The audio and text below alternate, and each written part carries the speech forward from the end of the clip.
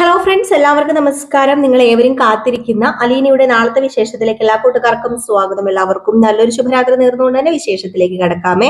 നമ്മുടെ ചാനൽ ആരെങ്കിലും ആദ്യമായിട്ട് കാണുന്നുണ്ടെങ്കിൽ ഒന്ന് സബ്സ്ക്രൈബ് ചെയ്ത് വെച്ച് നമ്മുടെ വീഡിയോ ഇഷ്ടപ്പെടുന്നവരാണെങ്കിൽ ലൈക്ക് ഒരു ഹൈപ്പ് ഒക്കെ അടിച്ചിട്ട് നമ്മുടെ വീഡിയോ കാണാൻ വേണ്ടി ശ്രമിക്കും. അപ്പൊ നേരെ വിശേഷത്തിലേക്ക് തന്നെ കടക്കാണ്. അങ്ങനെ നമ്മുടെ ബാലചന്ദ്രൻ മാത്രമാണ് ഇപ്പൊ നെടുമ്പുരയ്ക്കൽ വീട്ടിലുള്ളത്. ബാക്കി എല്ലാവരും ഇങ്ങ് പോന്നു. വൈജയനെ എങ്ങനെയെങ്കിലും മയക്കി കൂട്ടിക്കൊണ്ട് പോകാൻ വന്നാണ്. എവിടുന്ന് വൈജ വല്ലതും വീഴുവോ? വൈജ ഒറ്റക്കാലേ തന്നെ നിൽക്കുകയാണ്. താൻ വാടക വീടെടുത്ത് മാറും. അപ്പൊ അതുകൊണ്ട് കുറച്ച് ദിവസത്തേക്ക് ഇവിടെ നിന്നിട്ട് വാടക വീടെടുത്ത് മാറും. അല്ലെങ്കിൽ പിന്നെ അലീന ഇന്ന് തന്നെ പോകണം. ഇന്ന് രാത്രിയെങ്കിൽ രാത്രി അവൾ ഇവിടുന്ന് പറഞ്ഞു വിടണം. ഇല്ലാതെ ഞാൻ അങ്ങോട്ടേക്ക് വരത്തില്ലെന്ന്. ബാലചന്ദ്രൻ അനുസരിക്കും ഇതുവല്ലോ. ഏതായാലും നമ്മുടെ മനുവും രോഹിത്തും അലീനയും കൂടി തീരുമാനിക്കുന്നുണ്ട് ബാലചന്ദ്രനെയും കൂടി ഇങ്ങോട്ടേക്ക് കൊണ്ടുവന്നാലോ. ബാലചന്ദ്രനെ ഇങ്ങോട്ടേക്ക് കൊണ്ടുവന്നു കഴിഞ്ഞിട്ടുണ്ടെങ്കിൽ എന്തെങ്കിലുമൊക്കെ ഒരു തീരുമാനം ഉണ്ടാകണമല്ലോ. എന്തെങ്കിലും അടിയും പിടിയൊക്കെ ആയിട്ട് പോയാൽ പോരല്ലോ എന്ന് തന്നെ അലീന മനുവിനോട് സംസാരിക്കുന്നുണ്ട്. അപ്പൊ അതൊക്കെ അവിടെ നിൽക്കട്ടെ. ഇന്നത്തെ അവസാന സീൻ എന്ന് പറഞ്ഞിട്ടുണ്ടെങ്കിൽ നമ്മുടെ ഷെറിനായിരുന്നു. അപ്പൊ ഷെറിനാണെങ്കിൽ ടോണി വിളിച്ചതിന്റെ ആ ഒരു സന്തോഷത്തിലാണ് കേട്ടോ. മൈൻഡൊക്കെ വല്ലാതെ നിൽക്കുന്ന ഒരു പെങ്കൊച്ചാണെങ്കിലും ഭർത്താവ് വിളിച്ചെന്ന് അറിഞ്ഞു കഴിഞ്ഞപ്പോഴത്തേക്കും ഭയങ്കര സന്തോഷവും അതുപോലെ തന്നെ കാത്തിരിക്കാണ്. ഇനിയും വിളിക്കും എന്നൊക്കെ പറഞ്ഞ് കാത്തിരിക്കാണ്. അങ്ങനെ ഷെറിന്റെ ആങ്ങളെയും നാത്തൂനും ഒക്കെ വന്ന് ഇത് കാണുന്നൊരു കാഴ്ച. അങ്ങനെ ആങ്ങള പറയുന്നുണ്ട്, അവനൊന്ന് വന്ന് വിളിച്ചിരുന്നെങ്കിൽ, ചിലപ്പോൾ അവനൊന്ന് കൂടെ കൊണ്ട് താമസിച്ചിരുന്നെങ്കിൽ ഇവർക്ക് ഇപ്പൊ ഉണ്ടാകുന്ന ഈ ഒരു അവസ്ഥയിൽ നിന്ന് മാറ്റം വരും അന്നേ ഡോക്ടർ പറഞ്ഞായിരുന്നു. ചിലപ്പം അവൻ കൊണ്ടുപോയി കഴിഞ്ഞായിരുന്നെങ്കിൽ ചിലപ്പോൾ മാറാനുള്ളതേ ഉള്ളൂ എന്ന് പറഞ്ഞപ്പോഴത്തേക്കും, അതായത് നമ്മുടെ ഷെറിന്റെ ആങ്ങളെയാട്ടോ പറയുന്നത്. അപ്പം നാത്തും പറയുന്നുണ്ട്, ആങ്ങളയുടെ ഭാര്യ പറയുന്നുണ്ട്, അതെങ്ങനെയാ ശരിയാവുന്നത്, നമുക്ക് അങ്ങനെ നിർബന്ധിച്ച് പറഞ്ഞു വിടാൻ പറ്റുമോ? അവളുടെ അവസ്ഥ നമുക്കറിയാലോ. മാത്രമല്ല അവന് താല്പര്യം വേണമല്ലോ. അവളെ കൊണ്ടുപോകാൻ ഒരു താല്പര്യം ഉണ്ടെങ്കിൽ അല്ലേ നമ്മൾ പറഞ്ഞു വിട്ടിട്ട് കാര്യമുള്ളൂ. താല്പര്യം ഇല്ലാതെ പറഞ്ഞു വിട്ടിട്ട് കാര്യമില്ലല്ലോ എന്ന് പറഞ്ഞപ്പം, താല്പര്യം ഇല്ലാതെ പറഞ്ഞു വിട്ടിട്ട് കാര്യമില്ല, എന്ത് ചെയ്യാനാ, നമ്മുടെ തലയിലിരുത്തിയതായി പോയി. ആ കുഞ്ഞുണ്ടായിരുന്നെങ്കിൽ ചിലപ്പം ഇവള് നേരെ ആയിരുന്നേനെ എന്ന് നമ്മുടെ ഷെറിന്റെ ആങ്ങളയുടെ ഭാര്യ സൂചിപ്പിക്കുന്നുണ്ട്. അപ്പോഴത്തേക്കും തന്നെ ഷെറിന്റെ ആങ്ങളയ്ക്ക് ദേഷ്യം വന്നിട്ട്, നീ എന്താ ഈ പറയുന്നത്, നീ ഇനി അതിനെക്കുറിച്ച് കൂടുതൽ സംസാരിക്കുകയൊന്നും വേണ്ട എന്നൊക്കെ പറയാണ്. ഇതിൽ ഇത്രയൊക്കെ കേട്ടപ്പോഴത്തേക്ക് നമ്മുടെ ഷെറിന്റെ ആങ്ങളുടെ വൈഫ് അങ്ങ് പോയി കേട്ടോ. കാരണം പറഞ്ഞിട്ട് കാര്യമില്ല. ഷെറിന്റെ ആങ്ങളെ എന്നൊക്കെ പറഞ്ഞു കഴിഞ്ഞിട്ടുണ്ടെങ്കിൽ അത്രമാത്രം അവരൊക്കെ കാരണം തന്നെയാണ് ഇപ്പൊ ഈ ഒരു പെങ്കൊച്ചിന് ഇങ്ങനെ ആയതെന്ന് വേണമെങ്കിൽ പറയാം. ആ പെങ്കൊച്ചിന്റെ കൊച്ചിനെ കൂടെ നിർത്തുമായിരുന്നുവെങ്കിൽ ഈ ഒരു അവസ്ഥ എത്തത്തില്ലായിരുന്നു ഒരിക്കലും. അപ്പൊ ആ ഒരു സീനൊക്കെയാണ് കാണിക്കുന്നത് കേട്ടോ. ഇതിൽ നമ്മുടെ ടോണിച്ചന് ഷെറിനോട് ഒരു സോഫ്റ്റ് കോർണർ വന്നിട്ടുണ്ട്. ഇതിൽ നമ്മുടെ ഷെറിനെ കൂട്ടിക്കൊണ്ട് പോകാനായിട്ടോ അല്ലെങ്കിൽ ഷെറിനെ വീണ്ടും സ്വീകരിക്കാനൊക്കെ ആയിട്ടോ ചിലപ്പം നമ്മുടെ ടോണിച്ചൻ വന്നേക്കാം. അപ്പൊ അതൊക്കെ നമുക്ക് കാത്തിരുന്ന് തന്നെ കാണാം. അപ്പൊ പിന്നെ കാണിക്കുന്ന സീൻ എന്ന് പറഞ്ഞു കഴിഞ്ഞിട്ടുണ്ടെങ്കിൽ നമ്മുടെ കമലയ്ക്ക് വട്ടളി കേട്ടോ.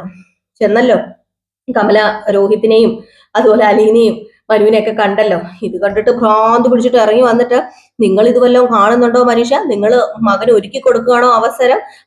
മറ്റോള് വന്ന് ഇവിടെ കിടന്ന് അഴിഞ്ഞാടുന്ന നിങ്ങൾ കാണുന്നില്ലെന്ന് ചോദിച്ചപ്പോഴത്തേക്കും, എന്റെ പൊന്നു കമലയെ, നീ എന്താ ഈ പറയുന്നത്? നീ ആരുടെ കാര്യം ഈ പറയുന്നത്? ഞാൻ വേറെ ആരുടെ കാര്യം പറയാനാ? അവള് വന്ന ഉടനെ ഇപ്പൊ മനുവിന്റെ റൂമിലേക്ക് പോയിട്ടുണ്ട്. ഇനി ഇവിടെ എന്തൊക്കെ നടക്കുന്ന ദൈവത്തിന് മാത്രമേ അറിയത്തുള്ളൂ. ഞാനൊരു കാര്യം പറഞ്ഞേക്കാം, അവള് ഇവിടെ നിന്ന് ഞാൻ ചൂലെടുത്ത് അടിച്ചിറക്കി വരണോ അതോ നിങ്ങൾ അടിച്ചിറക്കി വരണോ എന്ന് ചോദിച്ചപ്പോഴത്തേക്കും നമ്മുടെ ശിവശങ്കരമേനോൻ പറഞ്ഞു, കമലേ, മനുവേ അവൻ ആരാണെന്ന് എനിക്ക് നന്നായിട്ട് അറിയാം. അവൻ നമ്മുടെ മോനല്ലേ. അവൻ ഒരിക്കലും ഹരീനെ പോലെ അല്ല. ഇനിയിപ്പൊ അലീനെ ആ റൂമിൽ ചെന്നെന്ന് ഓർത്തോണ്ട് ഒന്നും സംഭവിക്കാൻ പോകുന്നില്ല. അവനറിയാല്ല. അല്ലാതെ ഹരിയെപ്പോലെ അവൻ എടുത്തു ചാടുവോ അല്ലെങ്കിൽ ഹരിയെ പോലെയുള്ള വൃത്തികേടുകൾ കാണിക്കുവോ അങ്ങനെ ഒന്നും ചെയ്യത്തില്ല. അവന് അന്തസ്സായിട്ട് തന്നെയാ വളർന്നേക്കുന്നത്. നീ വളർത്തിയതാ, പക്ഷെ എന്താണെന്ന് അറിയത്തില്ല, കുറച്ച് അന്തസ് കൂടിപ്പോയി മനുവിന്. നീ വളർത്തിയ ഹരിക്ക് മാത്രം ഇച്ചിരി അന്തസ് കുറവായി പോയെന്ന് പറയുമ്പോ, ഇനി എന്റെ കൊച്ചിനെ പറഞ്ഞോ, അവനെ അന്തസ് കുറവാണല്ലേ, അവന് ഞാൻ വളർത്തിയത് കൊണ്ടാണല്ലേ അവൻ അങ്ങനെ ആയിപ്പോയത്. അങ്ങനെയൊന്നും പറയണ്ട. നിങ്ങൾക്ക് കഴിവില്ലാഞ്ഞിട്ടാണ് അവൻ ജയിലിൽ കിടക്കുന്നത്. അല്ലാതെ ഞാൻ വളർത്തിയിട്ടോ വളർത്തു ദോഷം കൊണ്ടോ ഒന്നുമല്ല. നിങ്ങൾക്ക് കഴിവുണ്ടായിരുന്നെങ്കിലേ, ഇപ്പൊ രോഹിത് ഇറങ്ങി നടക്കുന്നതുണ്ടോ, അത് ബാലചന്ദ്രന്റെ കഴിവ്. നിങ്ങൾക്ക് കഴിവുണ്ടായിരുന്നെങ്കിൽ എന്ത് ചെയ്തേനെ? നിങ്ങളുടെ മകൻ ഇപ്പം വെളിയിൽ ഇറങ്ങിയേനെന്ന് പറഞ്ഞപ്പോഴത്തേക്ക് നിനക്ക് ഇത് മാത്രമേ പറയാനുള്ളൂ, നിനക്ക് വേറെ ഒന്നും പറയാനില്ലേ? നീ ആ പിള്ളേരെ കണ്ടില്ല? ആ പിള്ളേർക്ക് വല്ലതും വെച്ചു വിളമ്പി ഉണ്ടാക്കി കൊടുക്കാൻ നോക്ക്. അലീന രാവെന്ന പകലെന്നോ ഇല്ലാതെ അവിടെ കഷ്ടപ്പെട്ടിട്ട് ഇവിടെ വന്ന് കിടന്ന് കഷ്ടപ്പെടുന്നത് നീ കാണുന്നില്ലെന്ന് ചോദിച്ചപ്പോ, അവളുടെ കഷ്ടപ്പാട് കാണാനാണല്ലോ ഇവിടെ എല്ലാ ആണുങ്ങൾക്കും ഇപ്പൊ ധൃതി. വൈജ പറഞ്ഞത് ശരിയാ, അവള് കയ്യും കാലും കാണിച്ച് എല്ലാവരെയും വശത്താക്കി വെച്ചിരിക്കുക. പിന്നെ എങ്ങനെയാന്ന് പറ. ഞാനൊരു കാര്യം പറഞ്ഞിട്ടുണ്ട്, അവള് വലതുകാലെടുത്ത് ഇങ്ങോട്ട് വെച്ച് കയറി കഴിഞ്ഞാൽ അവളുടെ ഇടതുകാല് ഞാൻ തല്ലി ഓടിക്കുന്നു പറഞ്ഞതില് യാതൊരു മാറ്റവും ഇല്ല. അവള് പിന്നെ ഇവിടെ നേരെ ചൊവ്വേ നടക്കത്തില്ല. മനു അവളെയും ചുമന്നോട്ട് നടക്കേണ്ട വരും എന്ന് പറഞ്ഞിട്ട് കമല ദേഷ്യം വന്നിട്ട് അങ്ങ് പോയേ. ഈ സമയത്ത് പിന്നെ കാണിക്കുന്ന നമ്മുടെ വൈജയനെ തന്നെയാണ് കേട്ടോ. വൈജയ്ക്കാണെങ്കിൽ ആകെപ്പാടെ അസ്വസ്ഥത. വൈജ റൂമിൽ അങ്ങോട്ടും ഇങ്ങോട്ടും ഒക്കെ നടക്കുകയാണ്. ഇതിനെന്തെങ്കിലും ഒരു തീരുമാനം ഉണ്ടാകണമല്ലോ. ഇപ്പൊ കെട്ടും കെട്ടി നമ്മുടെ വൈജയനെ കാണാനായിട്ട് ഇവര് വന്നല്ലോ. കാരണം വൈജ വരാതെ ഇവര് തിരിച്ചു പോവില്ല എന്ന ഒരു തീരുമാനത്തോടു കൂടിയാണ് നിൽക്കുന്നത് അലീനയും രോഹിത്തും ബബിതയും കൃഷ്ണമോളും. അപ്പൊ അതുകൊണ്ട് തന്നെ ഇവരിപ്പം അവിടെ സൗകര്യം ഇല്ലാഞ്ഞിട്ടാണ് നമ്മുടെ വൈജ ഇങ്ങോട്ടേക്ക് വന്നത്. അലീനയുടെ മുഖം കാണണ്ടല്ലോ എന്ന് ഓർത്തുകൊണ്ട്. അപ്പൊ ഇങ്ങോട്ടേക്ക് എഴുന്നള്ളി വന്നല്ലോ. അങ്ങനെ എന്ത് ചെയ്യുന്നു, നമ്മുടെ ഗംഗാധര മേനോൻ വൈജയനെ വിളിക്കുകയാണ്, ഫോണിൽ വിളിക്കുകയാണ്. അപ്പം ഗംഗാധര മേനോന്റെ നമ്പർ കണ്ടപ്പോ തന്നെ നമ്മുടെ വൈജയ്ക്ക് കാര്യം പിടികിട്ടി. വേറെ ഒന്നിനുമല്ല, ഉപദേശിക്കാൻ വേണ്ടി തന്നെയാണ് വിളിക്കുന്നത്. അങ്ങനെ ഫോൺ എടുത്ത ഉടനെ തന്നെ നമ്മുടെ ഗംഗാധര മേനോൻ ചോദിച്ചു, അതെ, നിന്റെ ഉദ്ദേശം എന്താ വൈജയ്? നിന്നോട് ഞാൻ എത്ര തവണ പറഞ്ഞതാ, നീയേ ഈ കാട് കയറി പോകുന്നത് എങ്ങോട്ടാ? നിന്റെ ജീവിതം നീ തന്നെ നശിപ്പിക്കാൻ ശ്രമിക്കരുത് വൈജയ്. നിനക്ക് എത്ര വയസ്സായെന്ന് നിനക്കറിയാമോ? മക്കളെ നോക്കി കുടുംബവും നോക്കി വീട്ടിലിരിക്കേണ്ട സമയം കഴിഞ്ഞു. മക്കൾ വളർന്നു വരുമല്ലേ. നീ ഇങ്ങനെ ഓരോന്ന് കാണിച്ചു കഴിഞ്ഞാലേ വയസ്സാം കാലത്ത് അവര് നിന്നെ നോക്കുന്നു തോന്നുന്നുണ്ടോ? അവരെ ഇങ്ങനെ ഇട്ടെറിഞ്ഞിട്ട് പോകാൻ പാടുണ്ടോ എന്ന് ചോദിച്ചപ്പോഴത്തേക്കും, ദേ ഗംഗേട്ടാ, ഞാനൊരു കാര്യം പറഞ്ഞേക്കാം. നിങ്ങളോട് എനിക്കൊരു ബഹുമാനമുണ്ട്. അതുകൊണ്ടാണ് നിങ്ങൾ എന്നെ അന്ന് കൊണ്ടുവിട്ടില്ലേ, എന്നിട്ട് ഞാൻ 2-3 ദിവസം ആ വീട്ടിൽ പിടിച്ചു നിന്നത്. ഒരു പട്ടിയുടെ വില പോലും തരാതെ അവിടെ ഞാൻ പിടിച്ചു നിൽക്കണമെന്ന് പറഞ്ഞാലേ അത് സാധ്യമാകുന്ന കാര്യമല്ല. എനിക്ക് പറ്റത്തില്ല. അറിയാലോ, ഞാൻ കൈതക്കൽ കുഞ്ഞിരാമമേനോന്റെ മകളാണ് എന്ന് പറഞ്ഞപ്പോഴത്തേക്ക്, നീ കൈതക്കൽ കുഞ്ഞിരാമമേനോന്റെ മകളാണെങ്കിൽ ഞാൻ കൈതക്കൽ കുഞ്ഞിരാമമേനോന്റെ മകൻ തന്നെയാണ്. അതുകൊണ്ടാ പറയുന്നത്, സ്വന്തം കുറവുകൾ മൂടി വെച്ചിട്ട് മറ്റുള്ളവരുടെ കുറവുകൾ എടുത്ത് കാണിച്ചിട്ട് വൈജയ് നീ എത്ര നാൾ മുന്നോട്ടേക്ക് പോകും? നിന്റെ കുറവുകൾ നീ മറന്നുപോയോ എന്ന് ചോദിച്ചപ്പോ പെട്ടെന്ന് നമ്മുടെ വൈജ ഒന്ന് മിന്നുന്നുണ്ട് കേട്ടോ. കാരണം വേറെ ആരെക്കാൾ കൂടുതലും ഗംഗാധര മേനോന് തന്നെയാണ് ഈ പറയുന്ന നമ്മുടെ വൈജയുടെ കുറവുകളും വൈജയുടെ പഴയ കഥകളും ഒക്കെ അറിയാവുന്നത്. കാരണം ഗംഗാധര മേനോന്റെ കൂടെ നിന്നപ്പോഴാണ് സ്റ്റാൻലി എന്ന് പറയുന്ന പുള്ളിക്കാരനുമായിട്ട് സ്നേഹത്തിലായതും പ്രഗ്നന്റ് ആയതും നമ്മുടെ അലീനയെ പ്രസവിച്ചതൊക്കെ. അപ്പൊ നന്നായിട്ട് ഗംഗാധര മേനോൻ അറിയാവുന്നത് പോലെ വേറെ ആർക്കും അറിയത്തില്ല. അപ്പൊ ഗംഗാധര മേനോന്റെ മുമ്പിൽ ഒരു നുണയും പറഞ്ഞ് അല്ലെങ്കിൽ ഒരു ന്യായവും പറഞ്ഞ് പിടിച്ചു നിൽക്കാനായിട്ട് നമ്മുടെ വൈജയ്ക്ക് പറ്റില്ല. വൈജ തപ്പിത്തടയാൻ തുടങ്ങിയപ്പോഴത്തേക്കും ഗംഗാധരൻ പറഞ്ഞു, വേണ്ട, നീ തപ്പിത്തടയൊന്നും വേണ്ട. നിന്റെ A to Z വരെയുള്ള കാര്യങ്ങള് അങ്ങനെയായി എനിക്കറിയാം. അതുകൊണ്ട് നീ നിന്റെ കണ്ണിലെ കരട് ആദ്യം എടുക്കുക. അത് കഴിഞ്ഞിട്ട് മറ്റുള്ളവരുടെ കണ്ണിലെ കരടെടുക്കാൻ പോയാൽ പോരെന്ന് പറയുമ്പോൾ അത് കഴിഞ്ഞു പോയ കാര്യമല്ലേ. അതിന്റെ ഒന്നും ബാക്കിയില്ലല്ലോ ഇപ്പോഴെന്ന് പറയുമ്പോഴത്തേക്ക്, നിന്നോട് ആരാ പറഞ്ഞു അതിന്റെ ഒന്നും ബാക്കിയില്ലെന്ന്? അതിന്റെ ഒന്നും ബാക്കിയില്ലെന്ന് നിന്നോട് ആരാണ് പറഞ്ഞത്? അതിന്റെ ബാക്കി ഉണ്ടെങ്കിലേ, അതിന്റെ ബാക്കി അവശിഷ്ടം ഉണ്ടെങ്കിൽ നീ അത് സ്വീകരിക്കാൻ തയ്യാറാണോ വൈജയ് എന്ന് ചോദിക്കുമ്പോ, എന്താ ഗംഗേട്ടൻ ഇങ്ങനെയൊക്കെ പറയുന്നത്? എന്നോട് അതിനെക്കുറിച്ച് സംസാരിക്കരുത്. നിങ്ങൾ തന്നെയല്ലേ എന്നെ ഈ വിവാഹത്തിന് നിർബന്ധിച്ചതും ഈ വിവാഹത്തിലേക്ക് തള്ളിവിട്ടതൊക്കെ നിങ്ങളല്ലേ. ഞാൻ വേണ്ട എന്ന് പറഞ്ഞതല്ലേ എന്ന് പറഞ്ഞപ്പം വേണ്ട എന്ന് പറഞ്ഞു. വിവാഹം കഴിഞ്ഞോ? ഇപ്പം 3 മക്കളായോ നിനക്ക്? അപ്പൊ പിന്നെ എങ്ങനെയെങ്കിലും അടങ്ങി ഒതുങ്ങി ജീവിക്കാം, അതാ വേണ്ടത്. ബാലചന്ദ്രന്റെ ഭാഗത്തു നിന്ന് നോക്കുമ്പം അയാൾ തെറ്റൊന്നും ചെയ്തിട്ടില്ല എന്ന പരിപൂർണ വിശ്വാസം നിന്റെ ആങ്ങളമാർക്കുണ്ട്. അതുകൊണ്ടാ ബാലചന്ദ്രന്റെ കൂടെ ഇപ്പം നിന്റെ ആങ്ങളമാര് നിൽക്കുന്നതെന്ന് നീ അങ്ങ് വിചാരിച്ചാ മതി. ഒരു കാര്യം ചെയ്തോ, വന്ന അതേ സ്പീഡിൽ തന്നെ പെട്ടിയും കിടക്ക എടുത്തോണ്ട് നേരെ നെടുമ്പുരയ്ക്കൽ വീട്ടിലേക്ക് നീ പൊക്കോ. അതായിരിക്കും നിനക്ക് നല്ലത് എന്ന് പറയുന്നുണ്ട് കേട്ടോ. അപ്പൊ ഇത് കേട്ടിട്ട് നമ്മുടെ വൈജ ഫോൺ കട്ട് ചെയ്തു. നിങ്ങൾ ആരും എന്നെ കുറിച്ച് നിങ്ങൾ ആരും നോക്കണ്ട, അന്വേഷിക്കേണ്ട. എനിക്കറിയാം എന്റെ കാര്യം നോക്കാൻ എന്നുള്ള രീതിയിൽ തന്നെയാണ് നമ്മുടെ വൈജ ഫോൺ കട്ട് ചെയ്തത്. എന്തായാലും ഫോൺ കട്ട് ചെയ്തു. പിന്നെ കാണിക്കുന്ന സീൻ എന്ന് പറഞ്ഞു കഴിഞ്ഞിട്ടുണ്ടെങ്കിൽ, നമ്മുടെ രോഹിത്തും മനുവും കൂടി ചേർന്നിട്ട് ബാലചന്ദ്രനെ കാണാൻ വേണ്ടി പോവുകയാണ് കേട്ടോ. അപ്പം ബാലചന്ദ്രനെ എങ്ങനെയും കൂട്ടിക്കൊണ്ട് വരണമല്ലോ. അപ്പം ബബിതയോടും ഈ പറയുന്ന കൃഷ്ണമോളോടൊക്കെ സംസാരിക്കുന്നുണ്ട്, അലീനയോട് സംസാരിക്കുന്നുണ്ട്. അപ്പൊ എല്ലാവരും കൂടി ഇങ്ങനെ തീരുമാനം എടുക്കുകയാണ്, എന്നാ പിന്നെ അച്ഛനെയും കൂടി ഇങ്ങോട്ടേക്ക് കൂട്ടിക്കൊണ്ട് വന്നാലോ എന്നിങ്ങനെ ചോദിച്ചപ്പോഴത്തേക്ക് കൃഷ്ണമോള് പറയുന്നുണ്ട്, ഹേയ്, അച്ഛൻ വരുമെന്ന് എനിക്ക് തോന്നുന്നില്ല. അച്ഛനെ കൂട്ടിക്കൊണ്ട് വരാൻ പറ്റുമെന്ന് എനിക്ക് തോന്നുന്നില്ല. അച്ഛൻ വരുമോ? ഒരിക്കലും അതിന് ചാൻസ് ഇല്ല എന്ന് പറയുമ്പം, ചാൻസ് ഇല്ലെങ്കിലും എവിടെയെങ്കിലും ഒരു ചെറിയ ചാൻസ് ഉണ്ടെങ്കിൽ നമുക്ക് നോക്കാലോ. ബാലചന്ദ്രൻ ഞങ്ങളും വരികയാണെങ്കിൽ ചിലപ്പോൾ ഈ കാര്യത്തിലേക്ക് ഒരു തീരുമാനം ഉണ്ടാകുമായിരിക്കാം, നമുക്ക് ഒന്ന് ശ്രമിച്ചു നോക്കാന്ന് പറയുമ്പോൾ അലീനയും പറയുന്നുണ്ട്, മനുവേട്ടൻ പറയുന്നത് ശരിയാണ്, ഒരു കാര്യം ചെയ്യും, രോഹിത്തിനെ കൊണ്ടുപോകണ്ട, മനുവേട്ടൻ തന്നെ പോയാൽ മതി, മനുവേട്ടൻ തന്നെ പോയി സംസാരിക്കുക. ചിലപ്പോൾ രോഹിത് ഉള്ളത് കൊണ്ട് അച്ഛന് പല കാര്യങ്ങളും തുറന്നു പറയാനും മനുവേട്ടനോട് പറയാനായിട്ട് ബുദ്ധിമുട്ടുണ്ടായിരിക്കും. അപ്പൊ അതുകൊണ്ട് രോഹിത്തിനെ കൊണ്ടുപോകണ്ട, മനുവേട്ടൻ തന്നെ പോയാൽ മതി എന്ന് നമ്മുടെ മനുവിനോട് അലീന പറയുന്നുണ്ട്. അപ്പം മനുവും ഓർത്തപ്പോ ശരിയാണ്, ബാലചന്ദ്രനെ കാണാൻ പോകുമ്പോൾ രോഹിത്തിനെ കൊണ്ടുപോയാല് പല കാര്യങ്ങളും ചിലപ്പോൾ തുറന്നു പറയേണ്ടി വരും. അവരുടെ ആ ഒരു ടോക്കിനിടയിൽ ചിലപ്പോൾ ഇങ്ങനെ എന്തെങ്കിലുമൊക്കെ ഇങ്ങനെ അറിയാതെ ഇങ്ങനെ വന്നു പോകും. അപ്പൊ അതുകൊണ്ട് തന്നെ രോഹിത്തിനെ കൊണ്ടുപോകാതെ നമ്മുടെ മനു മാത്രമായിട്ട് പോകാൻ തീരുമാനിക്കുകയാണ്.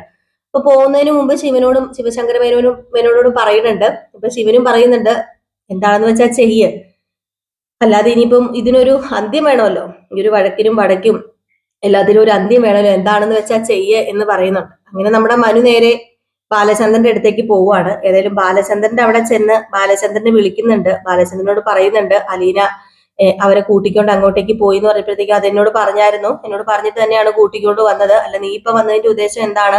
അല്ല അവരിങ്ങോട്ടേക്ക് വരുന്നില്ല, അലീനയും രോഹിത്തും കൃഷ്ണമോളും ബബിതയൊന്നും ഇങ്ങോട്ടേക്ക് വരുന്നില്ലേ എന്ന് ചോദിച്ചപ്പം അവരിങ്ങോട്ടേക്ക് വരണമെന്നൊക്കെ ഓർത്ത് തന്നെയാണ് ഇരിക്കുന്നത്. അവരിങ്ങോട്ടേക്ക് വരാതെ പിന്നെ എവിടെ പോകാനാണ് അങ്കിളെ? അങ്കിളൊന്ന് ചിന്തിക്കണം. നിങ്ങൾ രണ്ടും കാരണം, ഒരു അച്ഛനും അമ്മയും കാരണം ഇതിന്റെ പുറകിൽ നടന്ന് ഒരുപാട് ബുദ്ധിമുട്ട് അനുഭവിക്കുന്നത് ഇപ്പം മക്കളാ.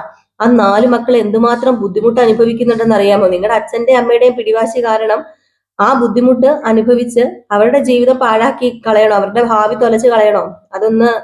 ഒന്ന് ഇരുത്തി ചിന്തിച്ചുകൂടെ അങ്കിളിൽ നിന്ന് ചോദിക്കുമ്പോഴത്തേക്കും ഞാൻ ഇരുത്തിയും കിടത്തിയും നടത്തിയും ഒക്കെ ചിന്തിച്ചിട്ട് തന്നെയാണ് ഈ തീരുമാനം എടുത്തിരിക്കുന്നത്. എന്റെ മക്കൾക്ക് ഒരു കുറവും ഞാൻ വരുത്തില്ല. അവരുടെയും അവരുടെ അമ്മയുടെ കയ്യിൽ നിന്ന് ഞാൻ പിരിച്ച് കൊണ്ടൊന്നും വന്നിട്ടില്ലല്ലോ. എന്തിനും ഏതിനും അവർക്ക് അവരുടെ അമ്മ കൂടെ കാണും, അച്ഛൻ കൂടെ കാണും. പക്ഷെ എനിക്കിപ്പം വൈജയനെ സ്വീകരിക്കാൻ പറ്റാത്തൊരു സാഹചര്യത്തോടു കൂടെ തന്നെ കടന്നു പോവുകയാണ് ഞാൻ.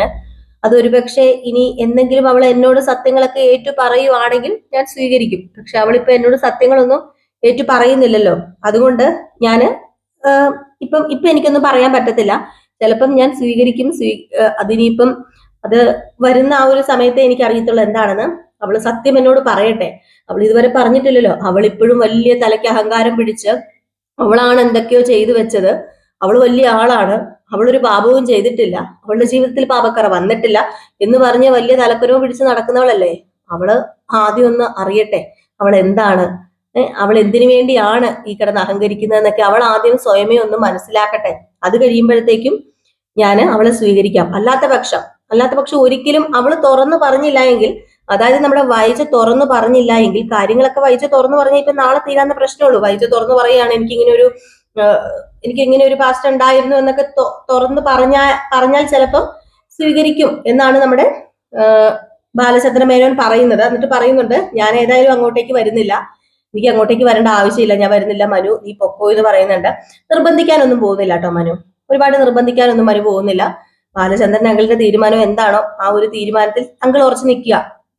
അങ്കിളിന് അങ്കിളുടേതായ ഒരു വ്യക്തിത്വം ഉണ്ടല്ലോ, അതിൽ ചൂഷണം ചെയ്യാൻ ഞാൻ ഏതായാലും വരുന്നില്ല. അങ്കിളിന് വരാൻ പറ്റുമെങ്കിൽ വന്നാൽ മതി എന്ന് പറഞ്ഞിട്ട് നമ്മുടെ മനു തിരികെ പോവുകയാണ് കേട്ടോ. അപ്പൊ ഏതായാലും ബാലചന്ദ്രൻ ഇരുത്തിയും നടത്തിയും ഒക്കെ ചിന്തിക്കുന്നുണ്ട്. മക്കളുടെ കാര്യവും അതുപോലെ തന്നെ അലീനയുടെ ജീവിതവും എല്ലാം താറുമാറായിക്കൊണ്ടിരിക്കുകയാണ്. നമ്മുടെ ബാലചന്ദ്രൻ ഒന്ന് അയഞ്ഞിരുന്നെങ്കിൽ ചിലപ്പോൾ എല്ലാം ശരിയായനെ എന്ന് ബാലചന്ദ്രൻ തന്നെ ചിന്തിക്കുന്നതാണോ എന്ന് അറിയില്ല കേട്ടോ. ഏതായാലും ഈ ഒരു ഭാവമൊക്കെ കാണിച്ചിട്ടാണ് നാളത്തെ വിശേഷം അവസാനിക്കുന്നത്. അപ്പൊ എല്ലാവരും കാത്തിരിക്കുക അടുത്ത വിശേഷത്തിനായിട്ട്. അപ്പൊ നാളെ രാവിലെ നമ്മൾ ഫുൾ വിശേഷമായിട്ട് വരുന്നതായിരിക്കും. ഇന്നും രാത്രി നമ്മൾ പ്രമോ വിശേഷം ഇടുന്നുണ്ട്. പ്രമോ വിശേഷം മീൻസ് നമ്മൾ നാളത്തെ കഥയാണ്, നാളത്തെ കഥയുടെ പ്രമോയാണ് പറയുന്നത്. രാവിലെ ഇടുന്നത് നമ്മൾ വിത്ത് ഡയലോഗ്സ് ഇതൊക്കെയാണ് നമ്മൾ ഇടുന്നത്. പക്ഷെ ഇപ്പൊ വൈകിട്ട് നമ്മൾ പ്രമോ വിശേഷമാണ് പറയുന്നത്. വരാൻ സാഹചര്യമുള്ള സംഭവങ്ങളാണ് പറയുന്നത്. പിന്നെ നമ്മുടെ അലീനയുടെ കഥയുടെ അപ്കമിങ് വിശേഷം നമ്മൾ ചെയ്യുന്നുണ്ട്. അപ്പൊ അത് നമ്മൾ റിയൽ സ്റ്റോറി ന്യൂവിലാണ് ചെയ്യുന്നത്. അപ്പം ആ ചാനലും കൂടെ ഒന്ന് പോയി സബ്സ്ക്രൈബ് ചെയ്ത് വെച്ചോളൂ. നമ്മളത് കമ്മ്യൂണിറ്റിയിൽ അഥവാ പോസ്റ്റിൽ കൊടുത്തിട്ടുണ്ട്. അതൊന്ന് പോയി സബ്സ്ക്രൈബ് ചെയ്ത് വെച്ചിട്ട് കാണാൻ ആഗ്രഹമുള്ളവര് ഒന്ന് കണ്ടോളൂ കേട്ടോ. അപ്പൊ ഇനിയിപ്പം നമുക്ക് നാളെ രാവിലെയാണ് നമ്മൾ ഫുൾ കഥയുമായിട്ട് വരുന്നത്. ഇന്നിപ്പം നമുക്ക് രാവിലത്തെ ഫുൾ കഥ ഡിലേ ആയിരുന്നു, എന്നാലും നമ്മളൊരു കഥ ഇട്ടിട്ടുണ്ടായിരുന്നു. ഫുൾ കഥ ഡിലേ ആകുന്ന ദിവസങ്ങളിൽ നമ്മൾ വീണ്ടും ഒരു പ്രമോ ഒക്കെ ചെയ്യാറുണ്ട്. കാരണം നമ്മൾ ഡെയിലി പ്രമോ ചെയ്യുന്നത് കൊണ്ട് ഒരു ദിവസം നമ്മൾ ചെയ്യാതിരുന്നിട്ടുണ്ട് വെയിറ്റ് ചെയ്തിരിക്കുന്നവരുണ്ട്. അപ്പൊ അവർക്ക് വേണ്ടിയാണ് ചെയ്യുന്നത്. അപ്പൊ സീനുകൾ ചിലപ്പോൾ അങ്ങോട്ടും ഇങ്ങോട്ടും ഒക്കെ മാറ്റമൊക്കെ സംഭവിച്ചെന്ന് വരാം. അപ്പൊ എല്ലാവരും ഒന്ന് ക്ഷമിച്ചേക്കണേ. അപ്പൊ എല്ലാവർക്കും വീണ്ടും നല്ലൊരു ദിവസം, നല്ലൊരു ശുഭരാത്രി നേർന്നുകൊണ്ട് നിർത്തുന്നു. നെക്സ്റ്റ് വീഡിയോ ആയിട്ട് കാണാം. അതുവരെ എല്ലാവർക്കും ടാറ്റ ബൈ ബൈ.